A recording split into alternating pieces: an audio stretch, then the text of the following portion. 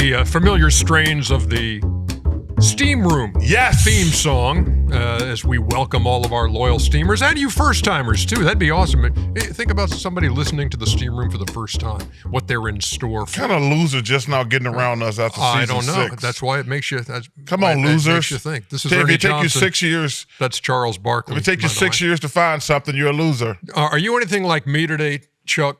Are you a little bit apprehensive about how this edition of the podcast is going to go? No, not at all. I'm pumped right now. But we have a new producer in the chair. Oh. Just for this day only. Alex Hoover is famous for doing the paint boxes of Gone Fishing on Inside the NBA. One of the great creative minds in this business, by the way. But now he's producing the pod today because Cap is at the Super Bowl. So are you all right, or are you a little more apprehensive now that I've reminded you of that? My Eagles gonna lose. The damn Cap is at the Super Bowl. Oh my God, the slug.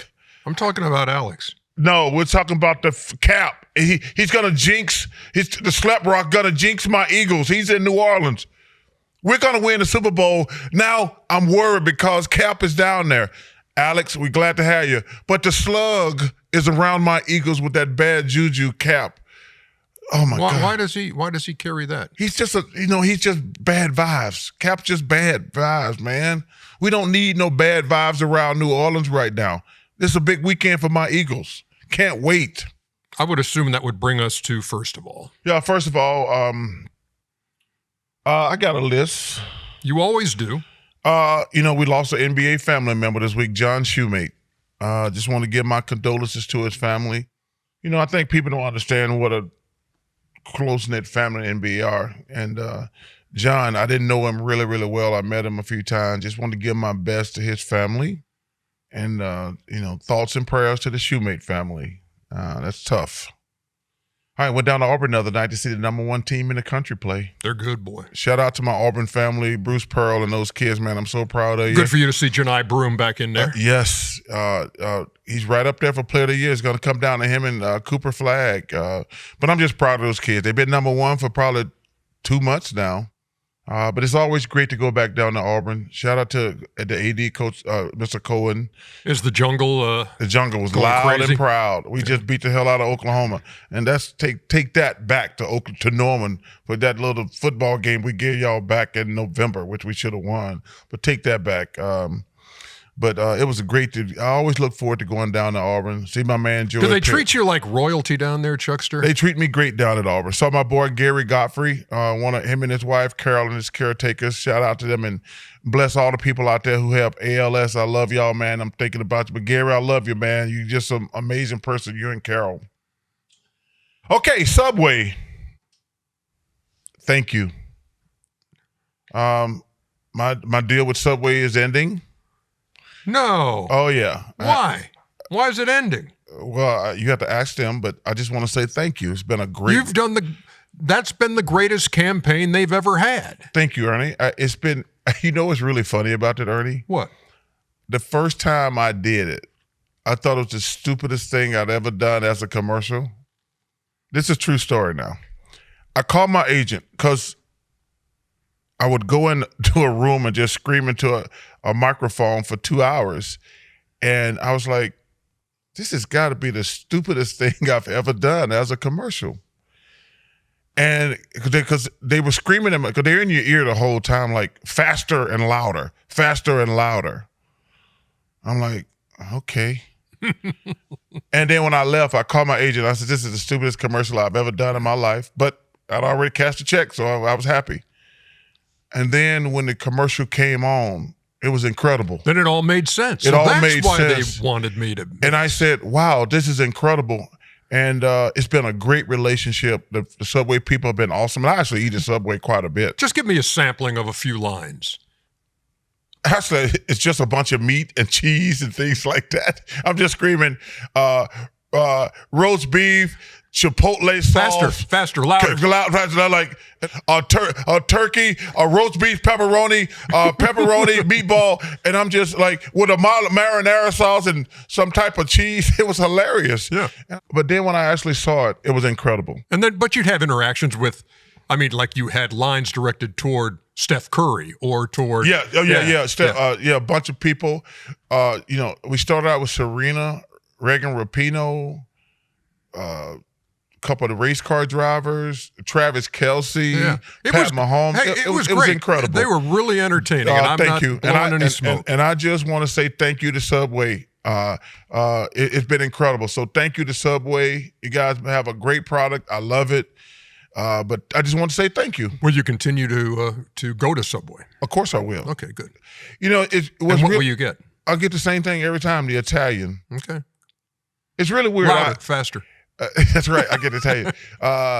Toasted. Yes, I want it toasted. Oh, you got to have them toasted. You got to have it toasted. Yeah, give me some lettuce. Give me plenty of onions.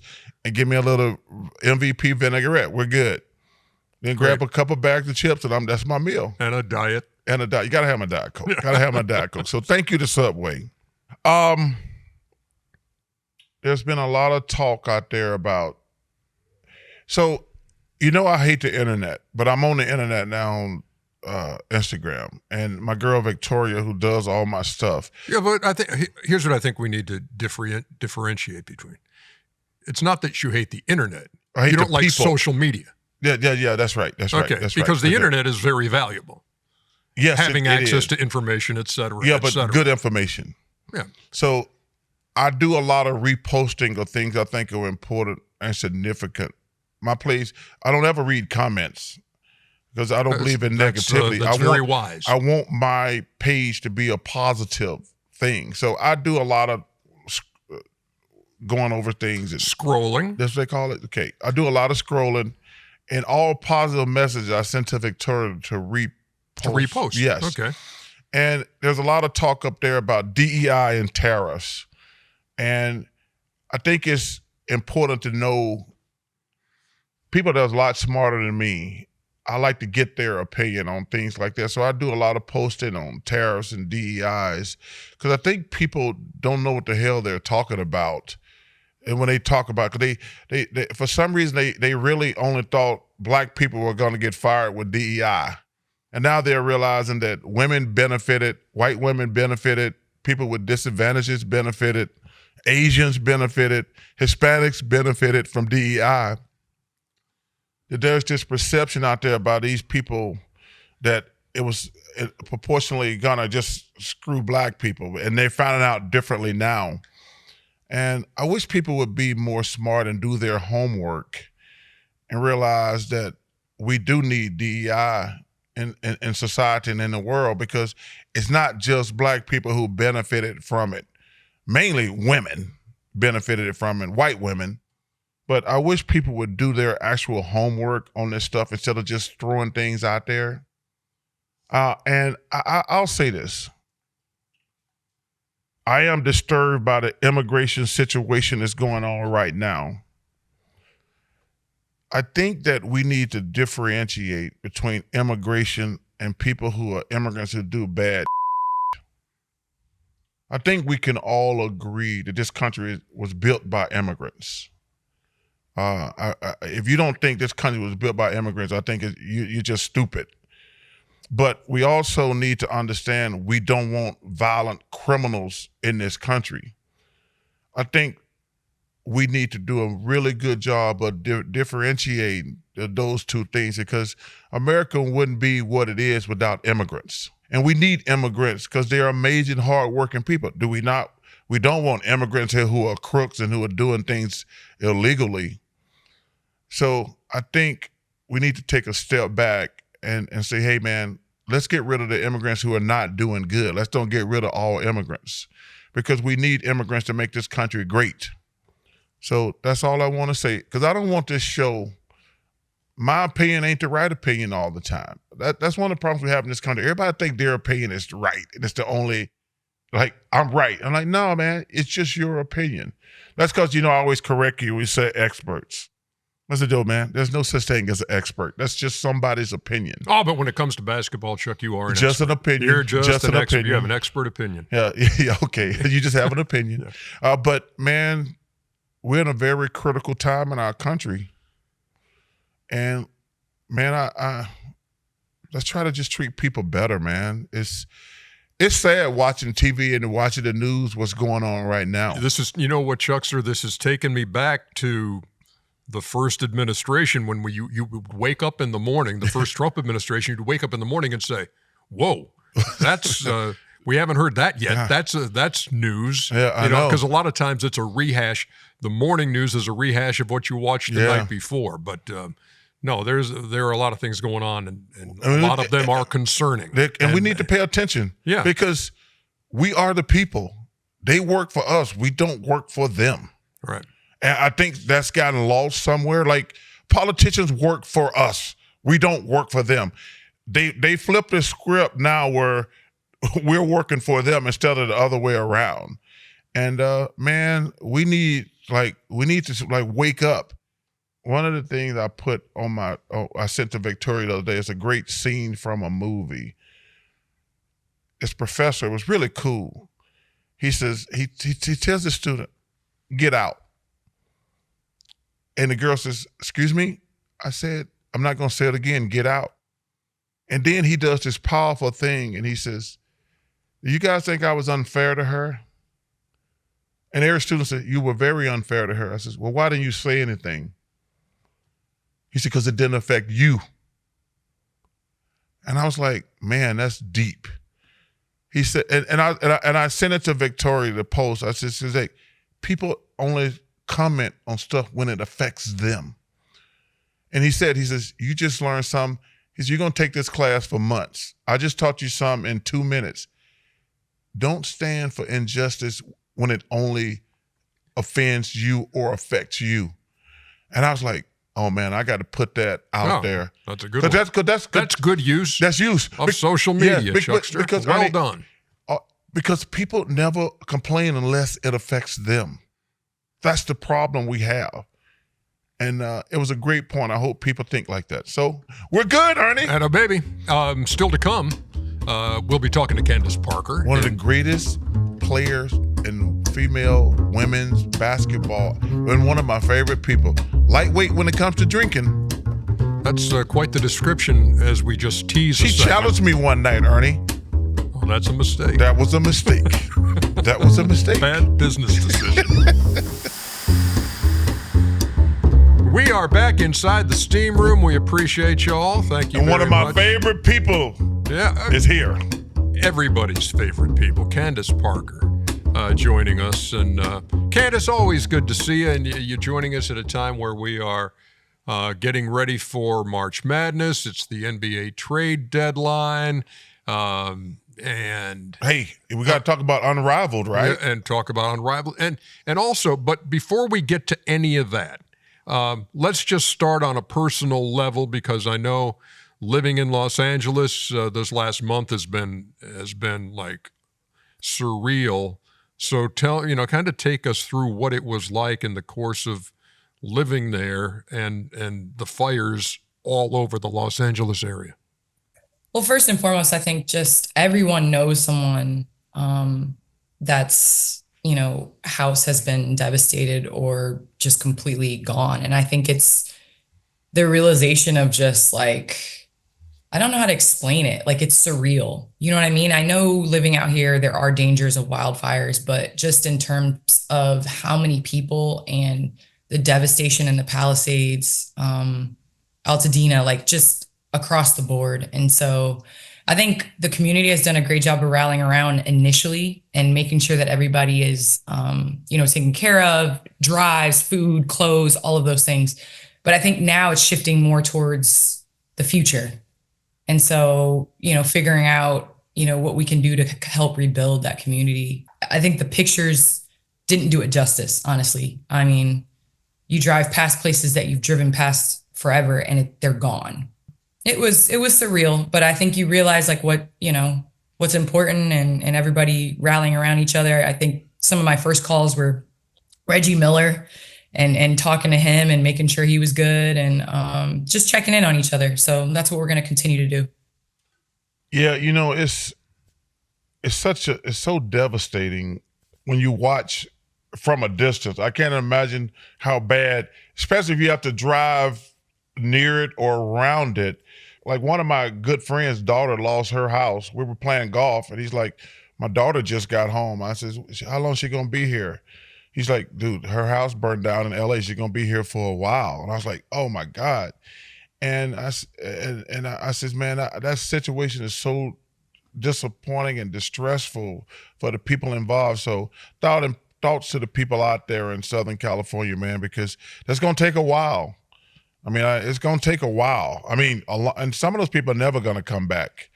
Chuck, that's the thing. I think that's the thing that we're realizing, like within our country, and that's a whole nother discussion of insurance. And you plan your entire life, and something can be gone in an instant, and you've taken all the right steps that you're supposed to. It was surreal for a while because I think everybody out here knows the danger, but we didn't really think it could happen in that way. I live in the Valley in LA, and just realizing how fast the wildfire covers ground. I mean, Wednesday, it was not a threat at all. Thursday, it was like, okay, you see the smoke. Friday, it was like, you saw the flames. And just seeing like how people react and things like that. So I think our family is really using this as an opportunity to get ourselves together in case there is a natural disaster or something that happens. Like, what are the steps we're going to take? How are we going to be prepared? So I just encourage everyone out there to like do the same. You know what I mean? Because it doesn't matter where you live. There are things that can happen, and you have to have a plan and be prepared. No real great transition to make between real life and a life and death situation there to the escape that sports provides. And we're at a time in the NBA and college hoop season that it's really getting interesting. We got the All-Star game coming up, but March Madness around the corner. And now this trade deadline.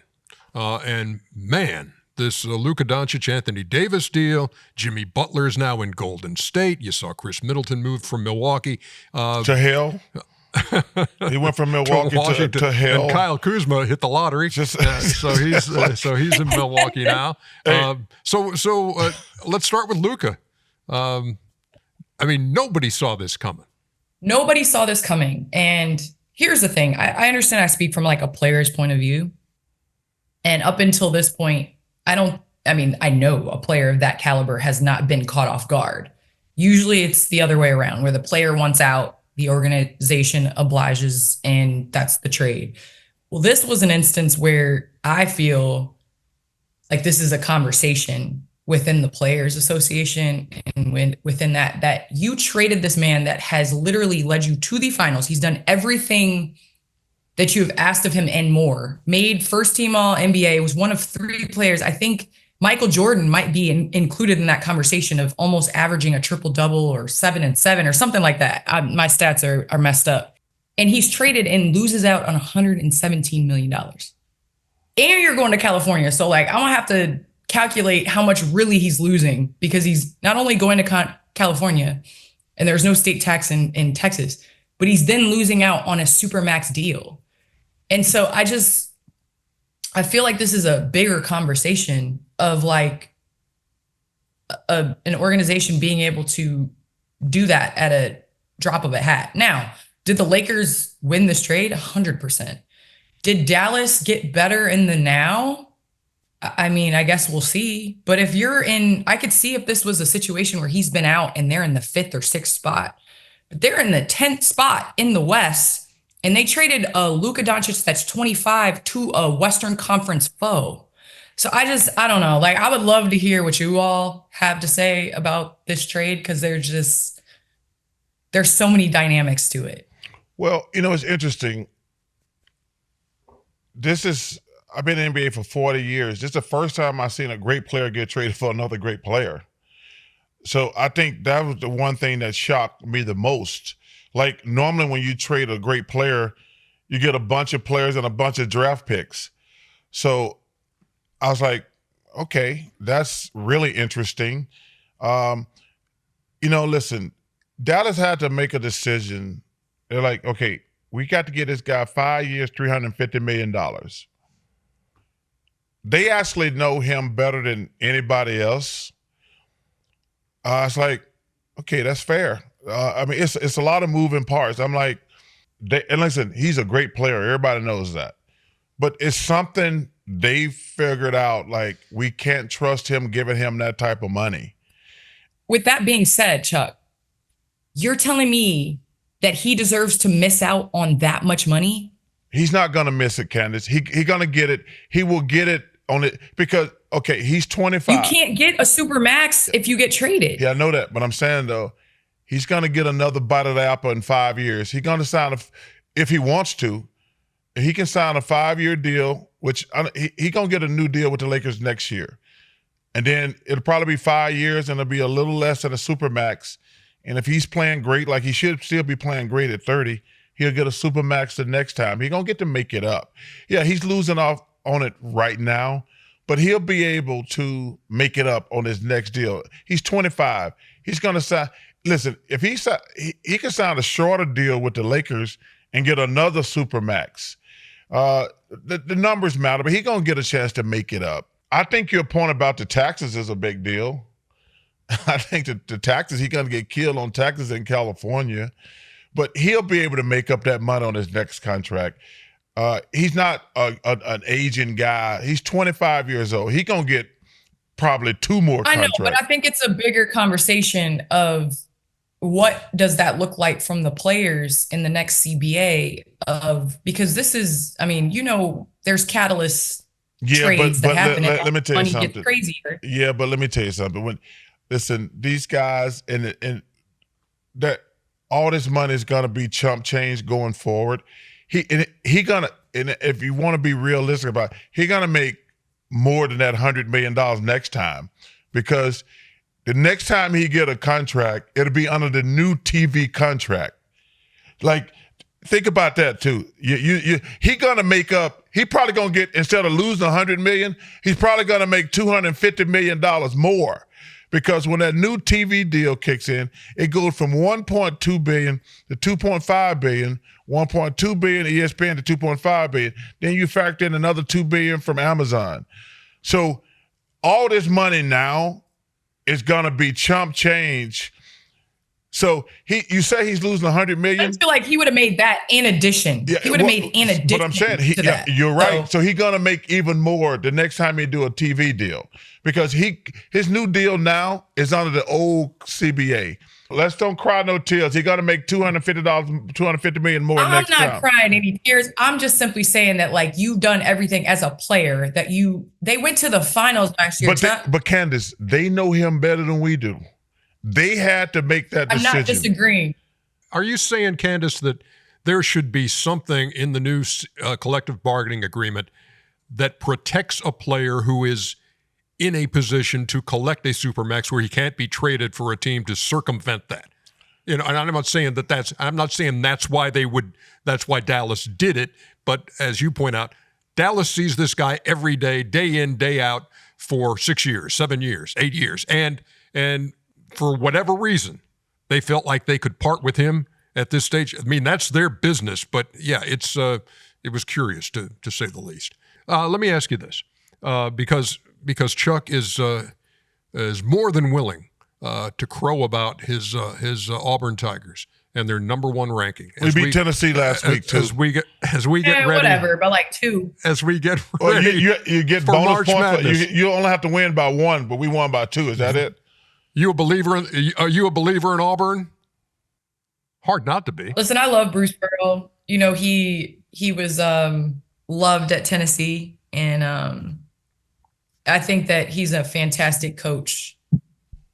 I think that they're playing a better style than they've ever played this year, just because in years past, I don't know if they had like go-to players. They played a speeded up pace.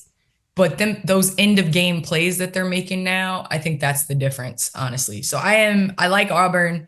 Obviously, Tennessee Vols, I feel like, are still better, but there are nights when Tennessee looks awesome, and then other nights where it's like. But there are also nights where we look terrible. Yeah, I know. That's what I'm saying. I will say this: I've been watching a lot of college basketball, getting ready for March Madness. The Auburn-Tennessee game was one of the best games I've seen. Yep. I don't think either one of them played great, but I thought it was a good for both teams. Like, you're two of the best teams in the country. It was a nip and tuck game the whole way. Like, I actually liked the game. I enjoyed watching that game because it was competitive from start to finish. And those are the type of games you need to win in March Madness. You're not going to be blowing people out. So I think Tennessee, Coach Barnes is a terrific coach. I think, great coach.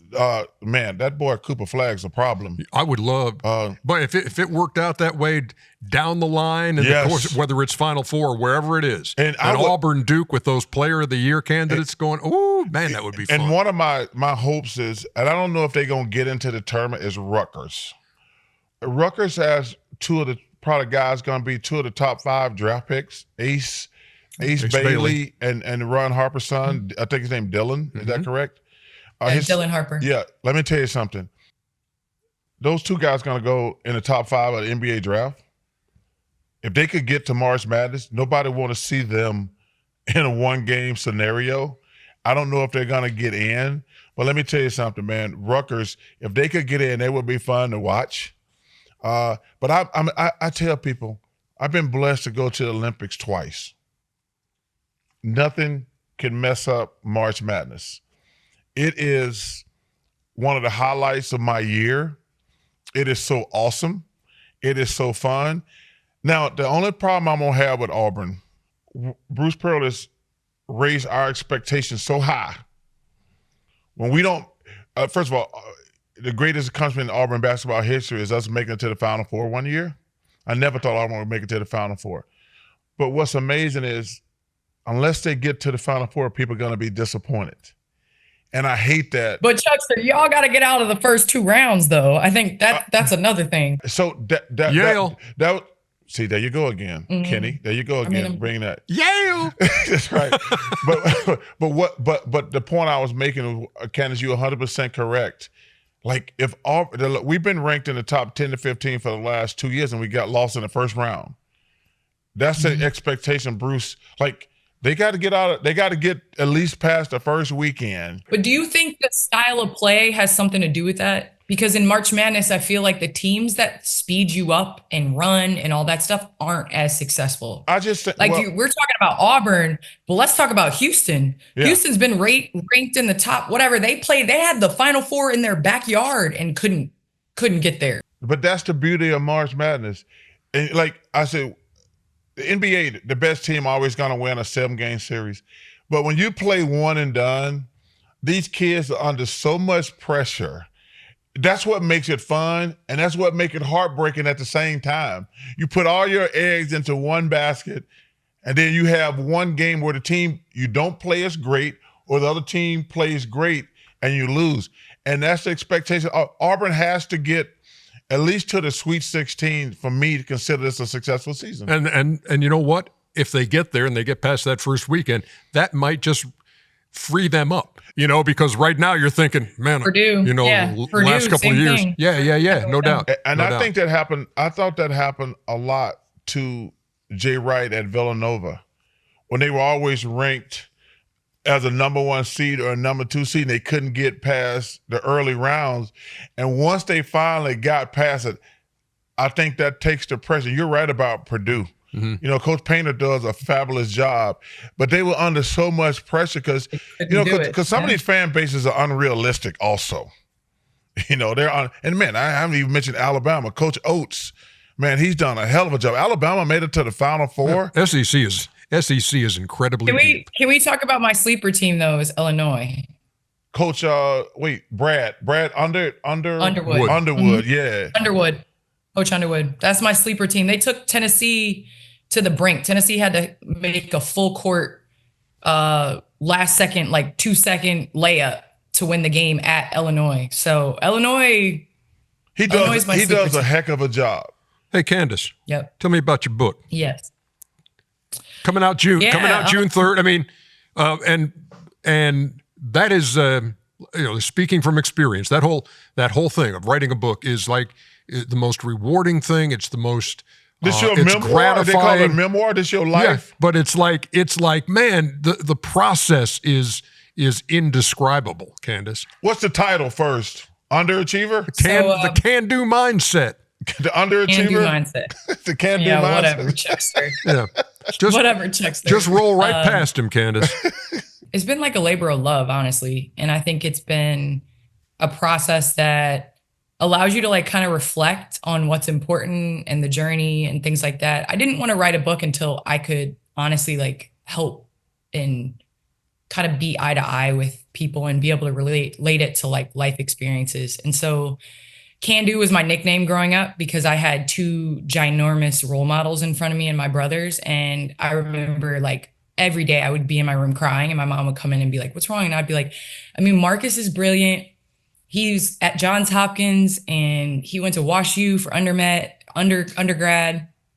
He's brilliant. He's going to be a doctor. He was like one of 5 people that were accepted at Johns Hopkins for, you know, to be in med school and things like that after med school. And Anthony has played 10 years in the NBA and, you know, EuroLeague player of the year and doing all this. Like, what am I going to do? And my mom just like developed this mindset of like, can do. And so it kind of became kind of my thing of like, you can do all of that. Like you put your mind to it. And so when I was younger, it was like through tying my shoes, through just, I mean, school plays, through big games, I would just kind of like remind myself that I can. And so then as I grew up, it became kind of an acronym for like where I come from. So like community, authenticity, you know, going through the negativity, understanding how important the dash is, which is the journey. And, you know, both opening up opportunity for others, but also, you know, seizing it. And so that kind of became the mindset that I have. And I'm so grateful for like the people that have been a part of my journey. And so being able to write this has been surreal to me because I think Coach Summit's a huge chunk in this book. My parents, my family, my daughter, especially going through this journey. I mean, I had her when I was 23 and I just came off of Rookie of the Year and MVP. So navigating motherhood and women's basketball then and like realizing all the things and how hard it has been to get to this point. So it's all of that in the book, and I'm super excited. You know, Candace, very few people get to play for a legend. You know, when you talk about the Mount Rushmore of women coaches, Coach Summit is right up there with Gino. I'm trying to think. Them probably they're Kim Mulkey. I would put Kim Mulkey. Kim Mulkey, yes. Kim does a fabulous job at LSU. Don Staley now. I mean, but yep. Gino and Coach Summit, they're on the top of the food chain. What was it like? Number one, was it always easy? And what was it like? As you answer that, Candace, I mean, I'm just looking at the frame behind you over there, over your right shoulder. As one of those moments. It's Candace and Pat Summit. I would put her, honestly, coaches, and Sports Illustrated named her the coach of the century, female or male sports. I think just, yes, as a coach, she was unbelievable playing for her, and her demand and her ability to pull out stuff that you didn't think that you could accomplish. And I'm still receiving messages and lessons that she taught me in school. And I say that that's what separated her. Was she was definitely a coach. She was definitely a teacher in so many different ways, but she was like a mentor and a role model of life. I mean, the way that I balance motherhood and working is as a result of being able to have one of the best role models there is out there. She had the uncanny ability of making you feel like you were the only person in her life that mattered.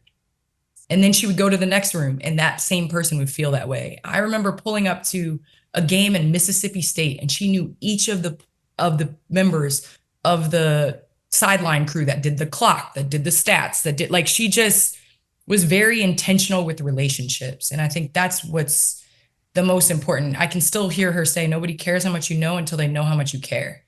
And every situation that I've walked in, I've realized like there's a caring element. You have to care for the people. You have to respect the people that you're with and that you're trying to accomplish things with before you can ever accomplish that. And so Coach Summit was super special X's and O's, but like off the court, like I'm still learning lessons and being like, okay, that's what she was trying to teach me. Hey, before we let you go, speaking of legends, there's one in our business who will be calling his last game this weekend. Hubie Brown, at the age of 91. Wow. Will be calling the Milwaukee-Philadelphia game this Sunday on ABC, and then hanging it up. And had the pleasure of working with Hubie for years and years on TNT and TBS. And you talk about a guy who redefined what it means to be prepared, what it means to love the game, what it means to when he did his job, it was never about him calling the game. It was about the game itself, and how pleased and how grateful he was to be courtside calling it. So the best to Hubie Brown. I learned a lot from him, and man, he's forgotten more about basketball than anybody else will ever know. Great man. And I've told you a story. I knew his daughter Molly, and she was a friend of mine at Auburn. And she didn't tell anybody like who her dad was. And he was down at Auburn one time. I said, "The hell is Hubie Brown doing down?" She's like, "That's my dad." I'm like, "Why do you should always start a sentence with my dad's Hubie Brown." It shouldn't be come around later. And man, she's a fantastic lady. I haven't seen her in a minute, but Hubie Brown, man, I got nothing but love and respect for that man.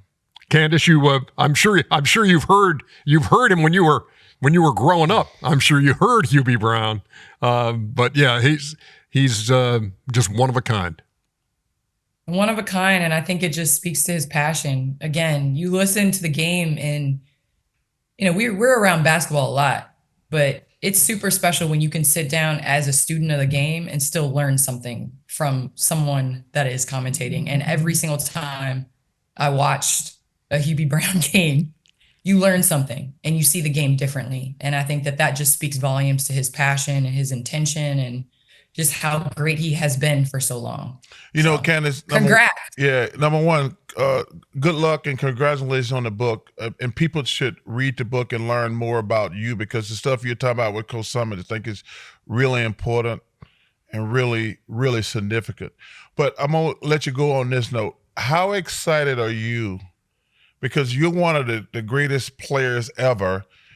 And now the WNBA, we got Unrivaled on TNT.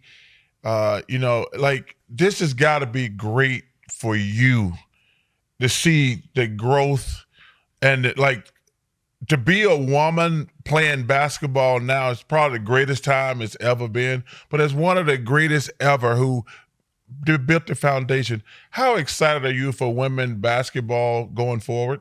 Well, I'm really excited because this is a product that we've been shouting from the rooftops saying that, it's exciting. And so to see people now realizing it, and I really attribute it to two things. I think that, social media has been huge and numbers don't lie. So when you looked at NCAA tournament and you looked at Paige Beckers and then you looked at Jalen Suggs, and Paige Beckers' following is way higher and Jalen Suggs, it wasn't that, people wouldn't tune in and pay attention. And so to be able to have athletes that take ownership of their brands, it really has trickled down and grown the WNBA. I mean, you look at what Caitlin Clark was able to do at Iowa. Well, it was a problem in the WNBA. A lot of superstars would come in with this huge following and then it would dwindle year after year. Well, NIL happened, and guess what? Money talks. And so when you're able to come in with a dollar value and brands that are putting dollars behind you, then there's going to be success. And so I think being able to prove the numbers, being able to have, Chuck, the first time the NCAA women's championship game was played on ABC was 2 years ago. Put that in perspective. It was always on ESPN, buried, sometimes behind things. You look at Sunday games, SEC is always on NFL Sunday. So I think it's given a chance to succeed right now. And I'm really excited that other networks, ESPN, obviously, but Turner being able to cover Unrivaled, that keeps our stars at home and not having to go overseas. I played 10 years overseas, Chuck. And you always talk about your upbringing. I used to go into Russia, these podunk towns, and turn on the water, and it would be yellow coming out. And some of my teammates would be like, just let it run a little bit. It'll be okay. So like a lot of these ladies had to go all overseas for 10, 12 years. And I mean, it's hard. So to see this generation not have to fight so hard to just play basketball, like the practice facilities, the coaches, all of these things, I think it's exciting for me. And then from this standpoint, like I want to be a part of it. So I want to be an owner. Myself and Bill Haslam are part of an ownership group that are trying to bring a WNBA team to Nashville. And I think that being the DNA and honestly the foundation of women's basketball is Tennessee, so it deserves a WNBA team. So, yeah. So it's exciting times in women's basketball, both playing, but also from the piece of like ownership and establishing leagues. Happy for you on that too. I mean, that you've been chipping away at that wall and chipping away and chipping away and chipping away and knowing that you have to continue to do that. And now you're seeing the rewards, and we're happy for you. And we're happy you joined us here, Candace, because you're the greatest. We appreciate you. Ernie. Huh? You got nothing else to do. Hey, I got a Peloton workout with Alex Toussaint. Hey, what you got? Shout out to Alex Toussaint. Hey, we're always on there together, Candace and I. Chuck, on that where are you Peloton. at? How come you're not on there? I just hang my clothes on my Peloton.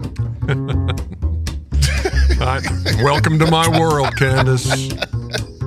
See you soon. Take care, baby. EJ. You gotta get him. You gotta get him on the Peloton. Okay. Yeah. As soon as I get him off those Diet Cokes. Chuck and Ernie in the steam room. Come and join us in the steam room. Chuck and Ernie in the steam room. Leave your towel on in the steam room. One of my favorite segments. I love every episode of the Steam Room is the old school Chuck's answering machine. I love it too.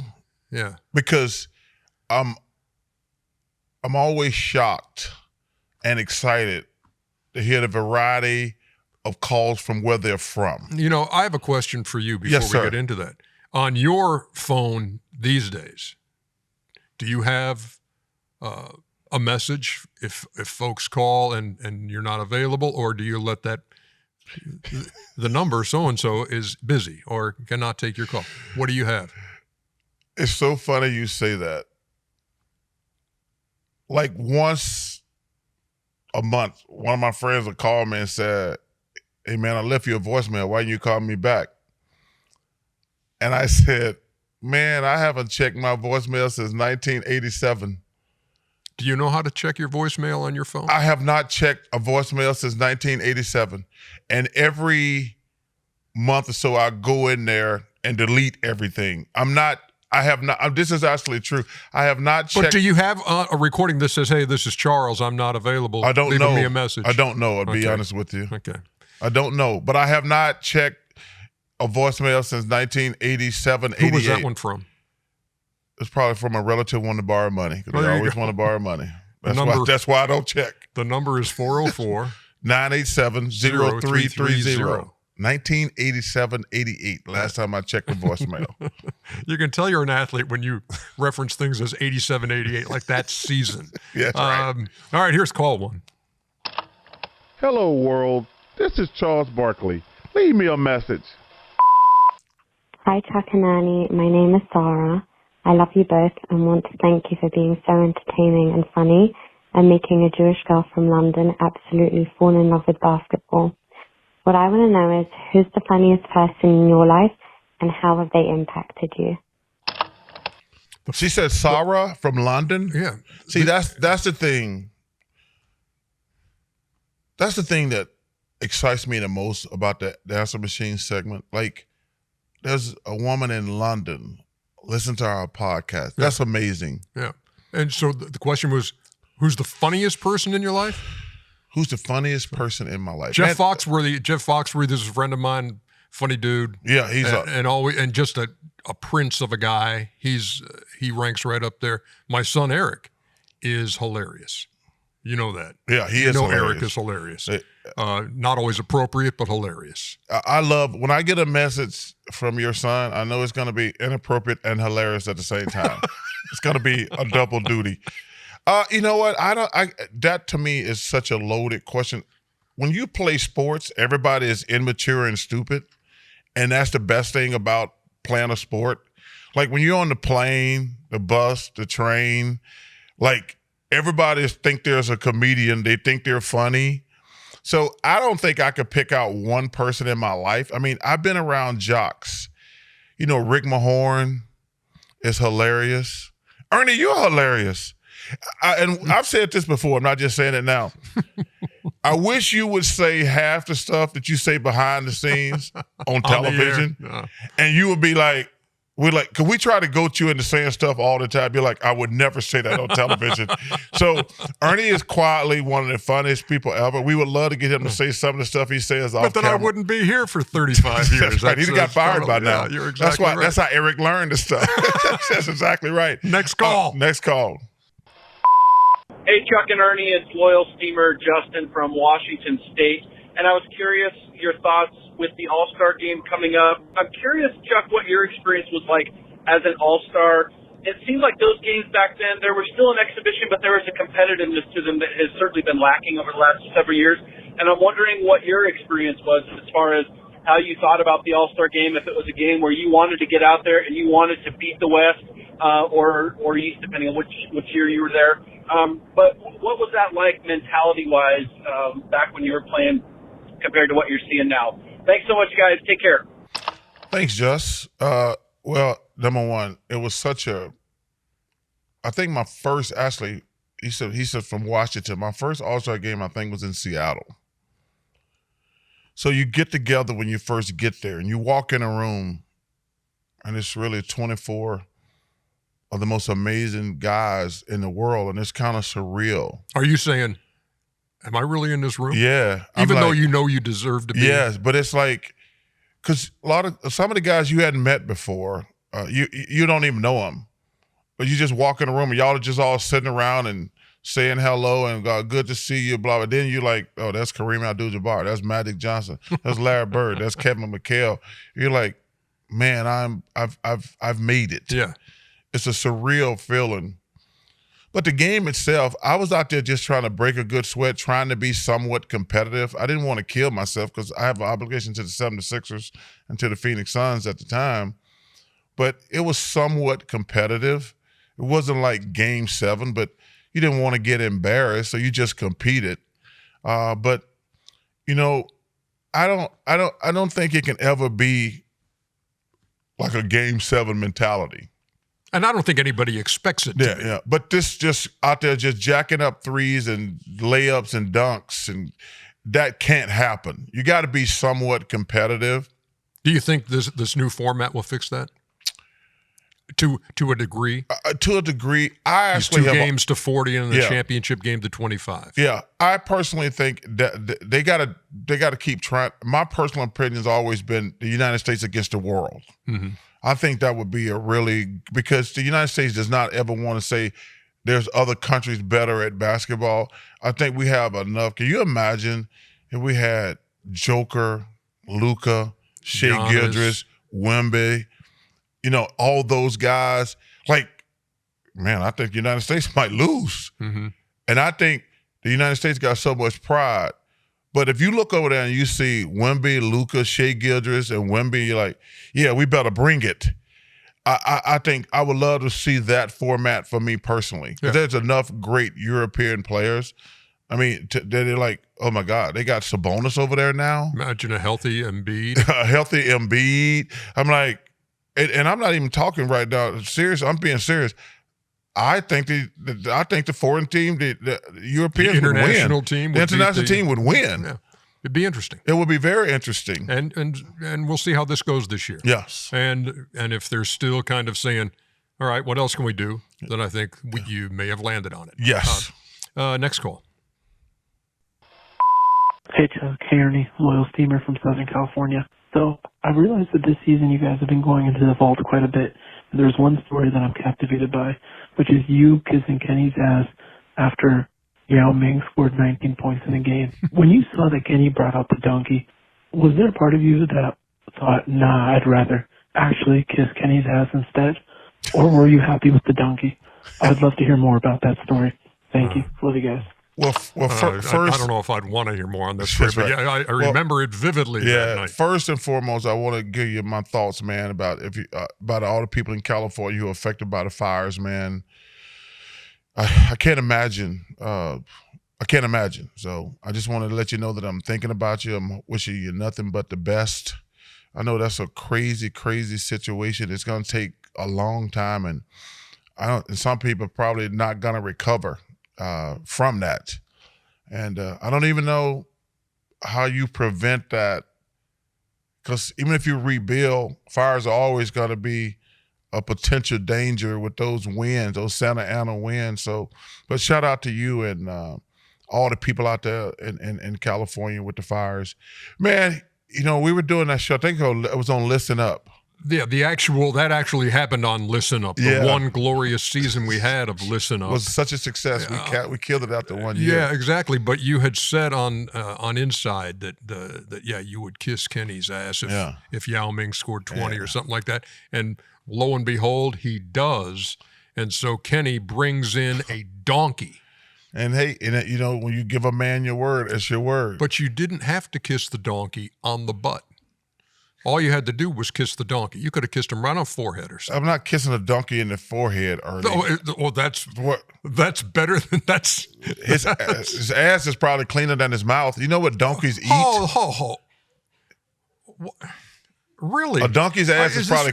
Well, you know what donkeys? Is this happening? You know what donkeys eat? Yeah. Okay, so I'd much better kiss his ass than his mouth. You don't have to kiss them. You know that little spot on their forehead? You didn't.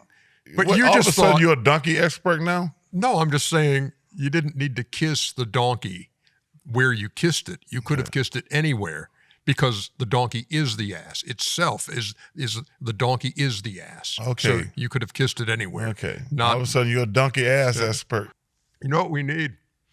We need something that's good for the soul.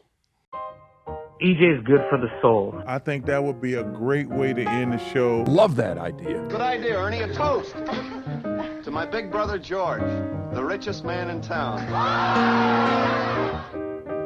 So my good for the soul comes from something that happened here in the studios here in Atlanta the other day, and a great initiative by Warner Brothers Discovery. 13th year of Say Yes to the Prom, where in Atlanta, New York, and Los Angeles, 1,500 high school students are outfitted for prom. Wow. At no cost to them.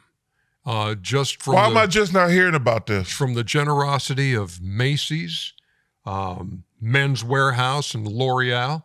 Lauren Jabara. Lauren Jabara was there. It was just awesome because they're giving these kids an opportunity they might not have. And it's just tremendous. That's awesome, so man. 1,500 students in LA, Atlanta, and New York had haircuts there. They had makeup consultants and the whole bit. And I just think it's just one of those, as I was there and walking through it, all I was thinking, this is good for my soul. This is good to see. It's good to see initiatives like that by companies that are saying, you know what would be a good idea? That's a great idea. Let's see if we can do this or do this. And here, they've been doing this for 13 years now. So hats off to WBD. Hats off to Sydney Langdon and Jessica Wolfley, who were two of the people who were making this happen. And it's just cool. And these are deserving students who that's awesome. Who had man. A couple hours there in the morning, just go in and be treated, and like the Men's Warehouse guys, they were treating these guys like they were the most important customer they had ever met. It's a high school kid; they're outfitting for a prom. That's awesome. And then is that when the guy says, "Not only am I'm an owner, I'm a client"? Is that the Men's Warehouse? No, that used to be for a hair thing. No. That was. Yeah. Oh, okay. I think they had a different. I think Men's Warehouse had a different slogan, but I think you're thinking about the hair club for men, like the hair club. Okay, like the hair club for men. Okay. How they do it. But that's really cool, right there. Yeah. So anyway, shout out to those students. Yeah, shout out to the students and thanks. It's a great initiative. That is, and was wonderful to see. Warner Brothers Discovery did some good stuff. They did 13 years worth on that, and we just not talking about it. You know what? You actually in New York, you kind of were going into a place while they were there, and a bunch of the kids saw you, and this was, I think, last year or the year before. Okay. So you have a little bit of familiarity, though you didn't go into the thing, but that's Shout what they're doing. Shout out to Warner Brothers Discovery. 15 years, huh? Yeah, 13 years of doing that. Shout out to them. And to all companies out there who were thinking, how can I make somebody's day better? How can I make somebody's life better?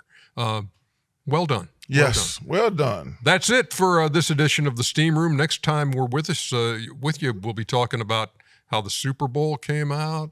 We'll see. Fly, Eagles, fly. Is that the best you can do? Fly, Eagles, fly. What's that thing where they spell out Eagles? EGGLES. I didn't see that.